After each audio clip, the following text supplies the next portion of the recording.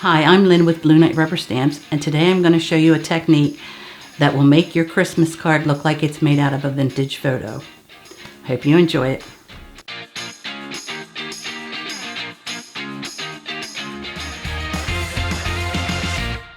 I had a lot of fun making this card. It was a new technique for me, so I'm going to show you what we're going to do to get started. So first, of course, you have to pick your stamp out, and I picked the Winter Farmland because I thought it lent itself very nicely to a vintagey looking Christmas card. And I didn't stamp in black. I used archival potting soil to stamp the image. And this is a full card image.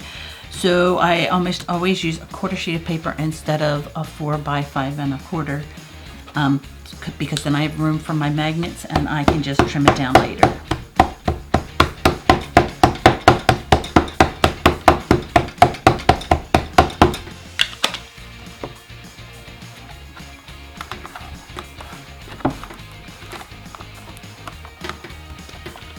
Okay. I want to inspect all of the detail, and actually I feel like I really got pretty good with just one stamp.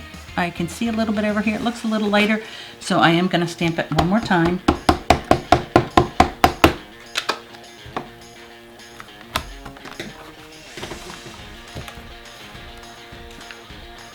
Okay. And then I'm going to use the Distressed Ink Vintage Photo, and for it's named actually exactly what you want to use it for, so that one's pretty easy to remember. Again, you want to tap off just a little bit, and you just want to go around the edges.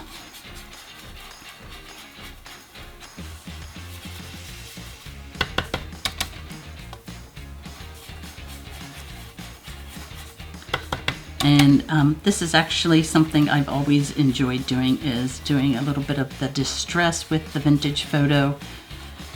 It just applies quickly and is a really cool look without doing a lot of coloring.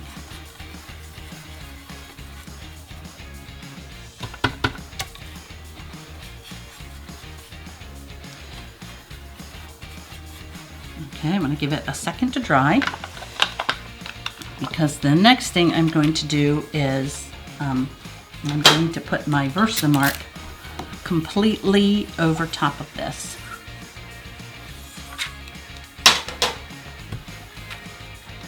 So that was enough time, I think, and I want complete coverage for embossing.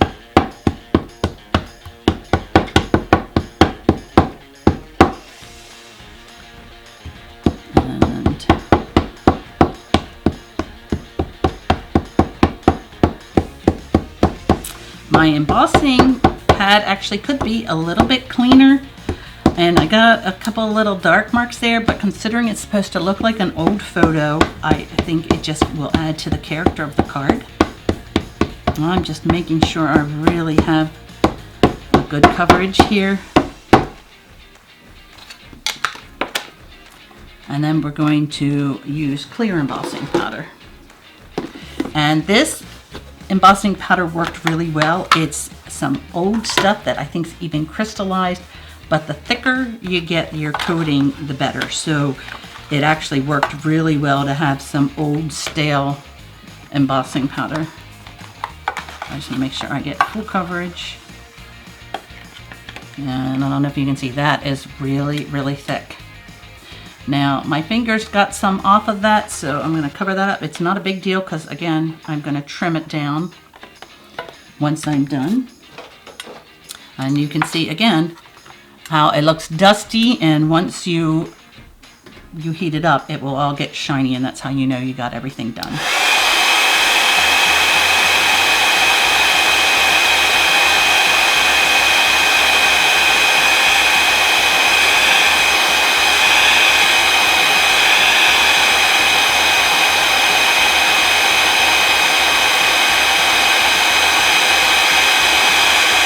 See, it's starting to get shiny.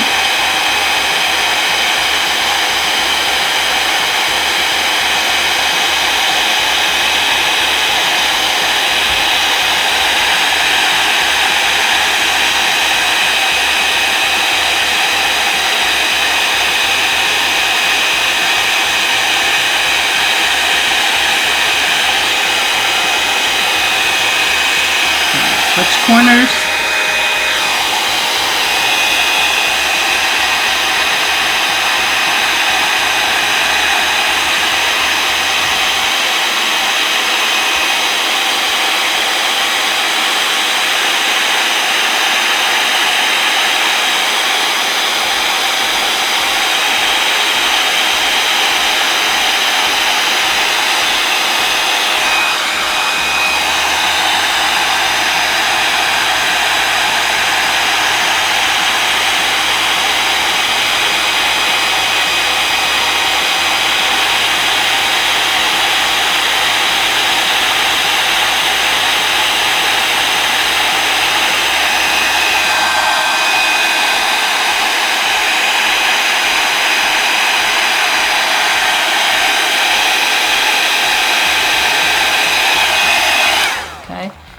And you can see how shiny it is, so you know that everything is melted.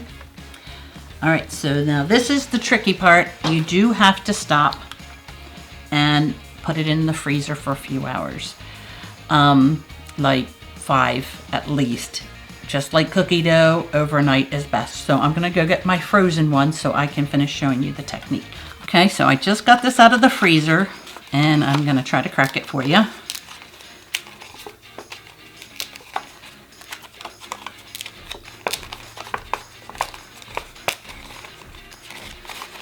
You really just want lots of cracks in there so it looks like it's an old photo.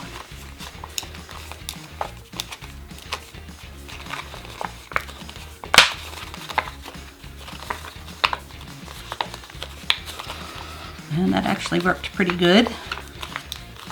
I was afraid it wouldn't crack since it would melt a little bit from the freezer to my desk, but that looks pretty good. So again, I'm going to take, and let me wipe this off a little bit. My embossing powder was flicking off of my card when I was melting it. All right, so I'm now going to take this and just rub it all over it.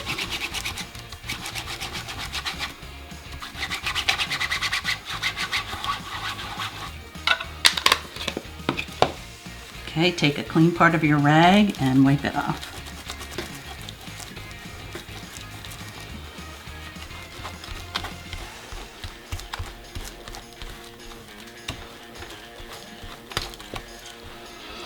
And I think I want a few more cracks. Let's see if I can get it to crack again. And yeah, you can just kind of do it as much as you want because you're just wiping it off.